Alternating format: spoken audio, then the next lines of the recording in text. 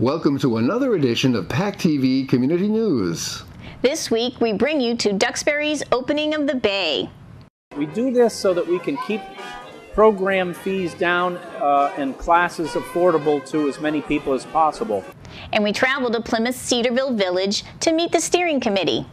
We need your input in order to help the residents to decide what's good for this area and what's not good for this area. PACTV Community News examines boat building in Kingston. Sometimes the goal is getting work done, sometimes the goal is just being here. And we see an arts and crafts festival in Pembroke. There's so many kids that don't excel in anything else but art. We take you to the opening game of the Plymouth Pilgrims baseball team. Since this is just 5 minutes down the road for me, I'm definitely going to be coming back more to watch the Plymouth Pilgrims. And to an on-the-water rally in Plymouth. It's important for all of us to understand these connections because it's really the bays and the oceans that sustain us. Our Town Talk segment comes from Pembroke. That and more on this week's edition of PACTV Community News.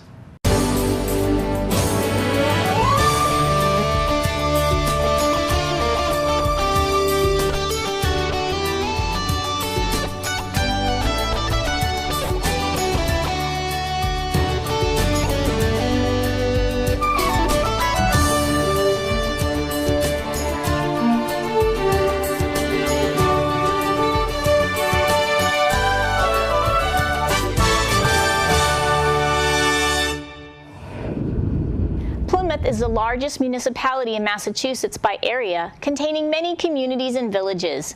This week, PACTV Community News takes you to the village of Cedarville in South Plymouth and meets up with this local steering committee to learn about its role in the community. Let's call to order the committees of Cedarville Steering Committee, which I am chair of, and the Commission on Disabilities, which I happen to be chair of. Well, it's beautiful. It's wild. It's a little bit untamed. It's a little bit like the old Cape, in a certain way. You know, the old Massachusetts, and a lot of history. And it's a really beautiful place. Great people. I'm the chairman of the Cedarville Steering Committee. I've been a member of the Cedarville Steering Committee now for probably about 8 years. I moved to the community about 10 years ago and wanted to get involved. Cedarville seemed to be a perfect area of trying to help South Plymouth get an ear to the planning board. That's what the Cedarville Steering Committee does. It serves as an advisory board for a variety of issues. Some of the stuff we've seen has been local horse farms, a solar array project, wind turbines. So it's been a broad spectrum of community interests. We've had an ongoing project with the preserving the Little Red Schoolhouse here, which is a historic building in Cedarville. It's been around since the late 1800s. So that's one of the primary things we're looking after. Hedges Pond Recreation Area is new. Come online about 2 years ago. They've sat in front of this committee and laid it all out what they're doing. They've done a wonderful job with the Hedges Pond Recreation Area, but we had input to that. The Cedarville Steering Committee had input to that. It's very important that everybody in Plymouth gets involved. We are such a large community that there are a lot of issues coming towards us, and it's not fair that only 5 people have to make a decision or 7 people on the board of the Cedarville to make decisions. We need your input in order to help the residents to decide what's good for this area and what's not good for this area. But we listen to the residents and what they want or what they don't want.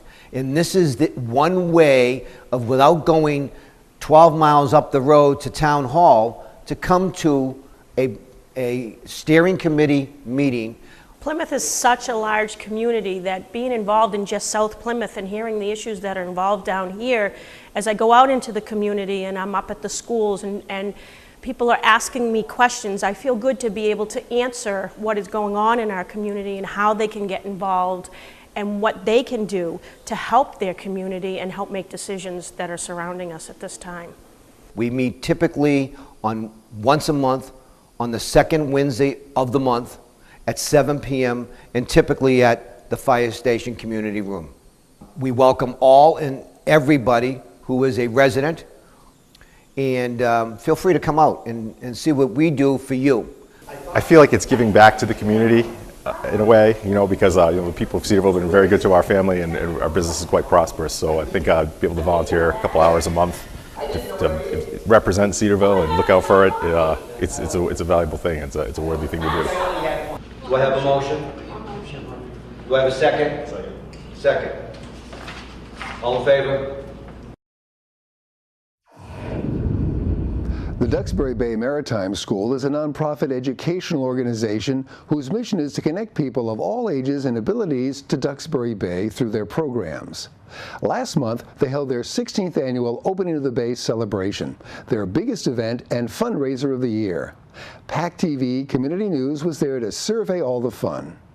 Duxbury Bay Maritime School was founded in 1997 by a group that saw a piece of property available in Duxbury on the water. And they decided back then they had the vision to want to create a sailing facility for the community. Over the years, it's built up to where it is today. We've got this 20,000 square foot facility, and we're serving about maybe 2,000 students every year, every summer.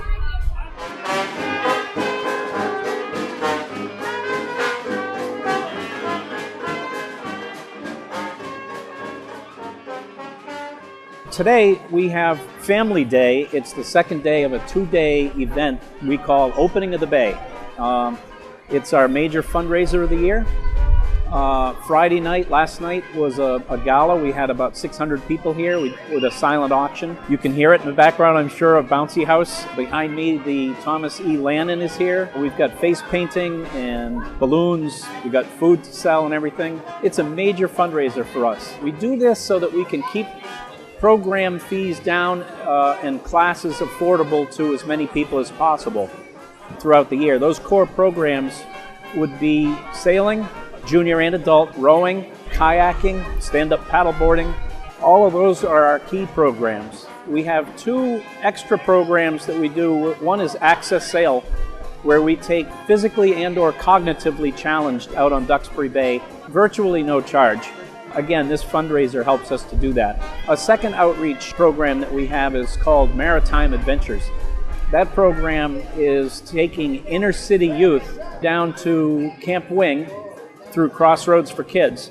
And a handful of those kids get to come to DBMS, Duxbury Bay Maritime School, so that we can take them out on the bay.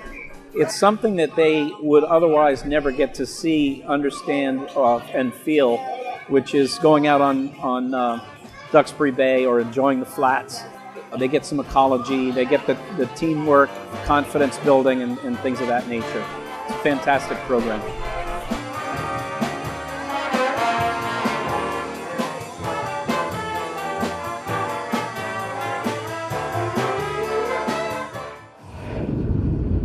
Jones River Landing in Kingston is an historical landmark that seeks to advance our environmental heritage. Among their offerings is a weekly Wednesday night boat shop open house, an opportunity for the public to learn about boat building and historic boats. Find out more from their website, jonesriver.org. Community Preservation Act funds have provided money to restore the Baclajou, one of the original Duxbury catboats built during the 1920s. PACTV Community News stopped by to check on the project. We started by drawing the lines out full size for this little pram, and then making molds to figure out the shapes, made transoms, bow and stern, and put it all together on this strong back that we also built, and then put the planks on it. This is really just one small part of what goes on here at the Jones River Landing.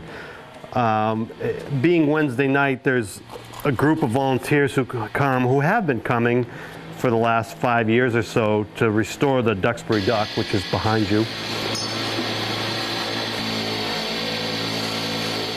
It's really not just about the restoration of the boat building. It's about the camaraderie. It's about volunteering it for another organization. It's a chance to get out of the house, meet with other people in a social environment. It's a great environment here. This is an example of a Duxbury Duck, which is a class boat designed by John Alden and built by George Shivrick in the 1930s. This is actually his shop where we're standing, where we're doing the restoration of this boat. First of all, we meet on Wednesday nights for 2 hours. So 2 hours a week a handful of guys devote their time to restoring this boat. And not all of them have boat building backgrounds or restoration backgrounds. Some have very little carpentry skill background. And so they're learning restoration and they're learning the carpentry skills that go along with it. And the third element of the equation is that it's, for a lot of the guys, it's as much of a social environment, atmosphere, reason for coming as it is for the boat building restoration. So sometimes the goal is getting work done, sometimes the goal is just being here. So as I was saying, the transom is all new. The deck and deck structure is new. The deck beams, the carlings, all the individual pieces that make up the deck were replaced. All the frames, you can see, these are steam bent frames. It's all painted now, but they were white oak, or they are white oak frames, put into a steam box, and the general rule of thumb for steaming is about an hour for each inch of thickness. So these frames, being 3/4 of an inch or so, have to be steamed for about 3/4 of an hour. The centerboard, of course, was new. Centerboard trunk is new. We did try to use some of the original to keep the character of the boat the same. It's going to represent a lot of time and effort and energy by the volunteers who've worked on it. People who are currently here and people who started the project, who have moved on to other things. It'll mean a lot to them. For the Jones River Landing, it's going to be an emblem of the kind of work that we can do, and a start for our restoration of other vessels and the building of reproduction boats. We'll use it on the water for sailing, for individuals, and for some sail training, teaching sailing lessons. Pembroke's Bryanville Elementary School held an arts and crafts fair, and PACTV Community News visited the school to view the students' artistic creations. This is our annual art show and recorder concert. I don't know if you got any of the recorder concert earlier, but we have our art show every year, and the students can put in one piece of artwork. 6th grade gets to put in a couple more if they choose. It's optional. And it's just a showcase for every student to show their artwork, their favorite artwork that they had all year. So there's so many kids that don't excel in anything else but art. They struggle in class, they struggle in math, like I did. They struggle just, organizing their backpacks. But when they come to our class, they can sit, they can get artwork done, and no matter what they do, no matter what it comes out like, they know that if they tried the hardest and they made sure that it was as neat as they could, they got their artwork done. And it's so important to these kids to be able to express themselves that way and to make their artwork, and they're so proud of it. So very important for art education. This year, no, we don't do contests like that, just because we don't want people to feel left out. But this year, what they did at North Pembroke, and a teacher did there, we're going to do here, where kids get to write about another kid's artwork and then give them the letter saying, why they liked their artwork. So that's very nice to do and rewarding for the kids to hear that somebody likes their artwork. In the past, we did do little awards, but it wasn't first, second, and third. It was teachers recognizing artwork, maybe because they like the color or the composition, but not this year. We took that out of the program. Make sure when you go, you see the 6th grade artwork. It's right down the hall from where I'm standing now. It looks great. They were able to put in a few different pieces, as I said before, and we have a lot of 3D clay masks and other things that just couldn't be done. Like, we couldn't put everybody's 3D artwork up, so you gotta check that out. The Plymouth Pilgrims, our local collegiate baseball team, play their home games on Friday nights beginning at 6:30 p.m. at Forges Field in Plymouth. PACTV Community News took in the action at their season opener. Well, you know what?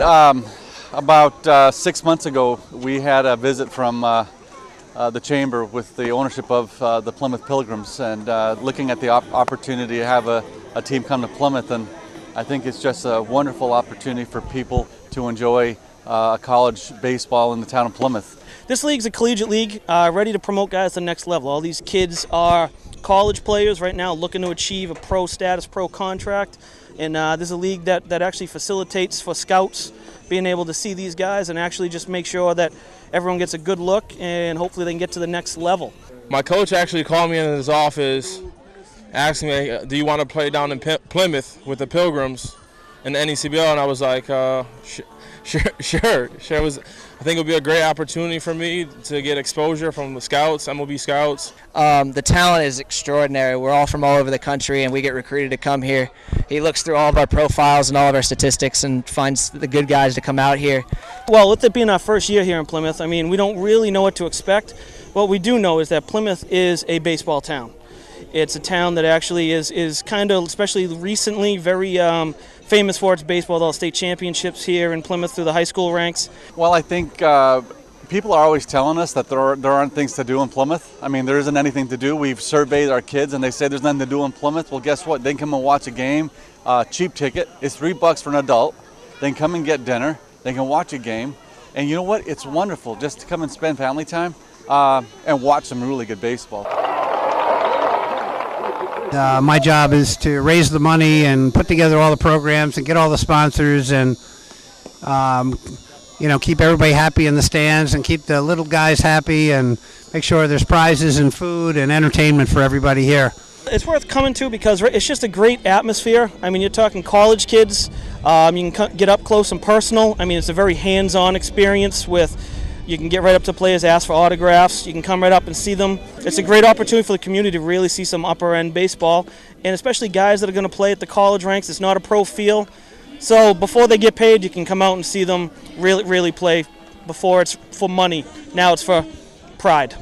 Yeah, I'll definitely come to this because I remember, because this is similar to Cape Cod League, and those games are always a blast. So since this is just 5 minutes down the road for me, I'm definitely going to be coming back more to watch the Plymouth Pilgrims. I think Plymouth has the opportunity to become the #1 collegiate wooden bat franchise in the country.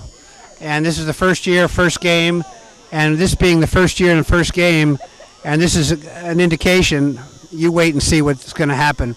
Because this takes a couple years to build, and already we've only been doing it 6 months, and I'm blown away.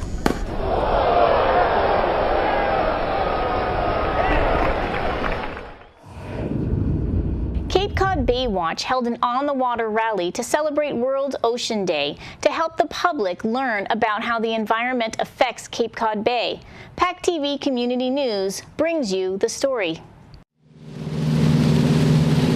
World Oceans Day was this week, and so we chose today to celebrate Cape Cod Bay, which is obviously an important part of our world's ocean, and especially important to the Gulf of Maine ecosystem. And it's important for all of us to understand these connections because it's really the bays and the oceans that sustain us. They provide not only our fish that many of us live on, and fertilizer, and God even knows perfume, but vitamins and minerals and all that good stuff. It's important to understand the part oceans play in just providing the air we breathe. The phytoplankton in the ocean provides 70% of our oxygen. The reason that we chose to be in front of Pilgrim has to do with the Pilgrim operation that sucks in 500 million gallons a day of fresh seawater, holds it in the plant for 15 minutes to cool its condenser, and then dumps it back into the bay, wasting 2/3 of the heat it generated, making the bay hotter.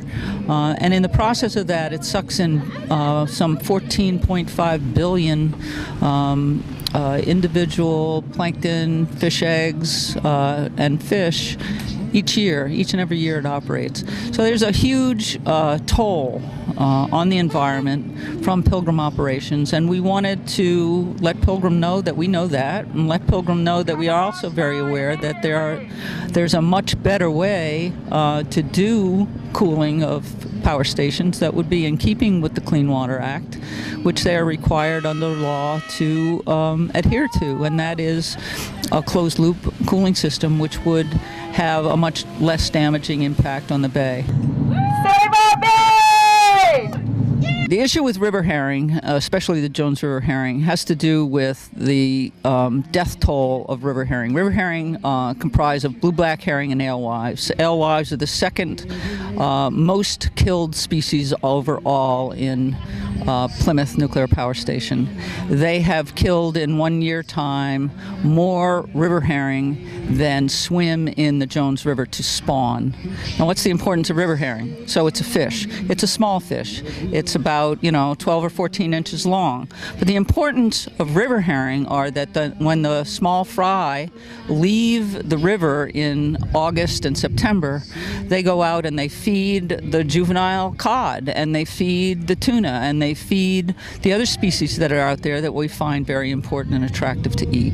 And so if you disrupt the life cycle of the river herring, then you're disrupting the life cycle of the whole chain that follows that. When's the grain von rain? Entergy is looked upon as a clean energy. It's not.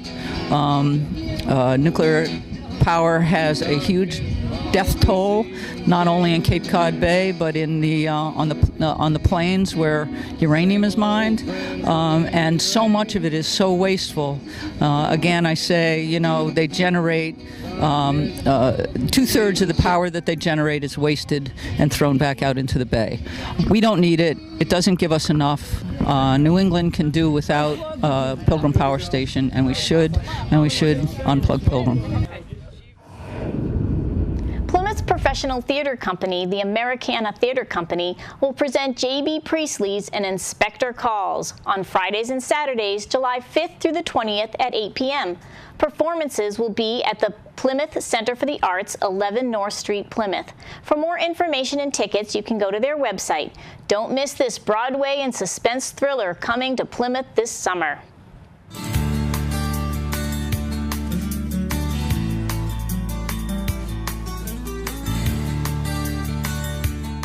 Hello again. Welcome to Town Talk. This is Ed Thorne, Town Administrator here in Pembroke.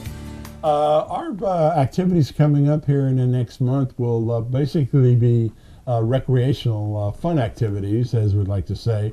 The big thing will be the installation of the new docks at the Town Landing Beach and Little Sandy beaches. They're replacing docks that we've had in the water for about 10 years. And these will be polyurethane, not as opposed to the wooden docks that we had. So we anticipate a long life for these guys.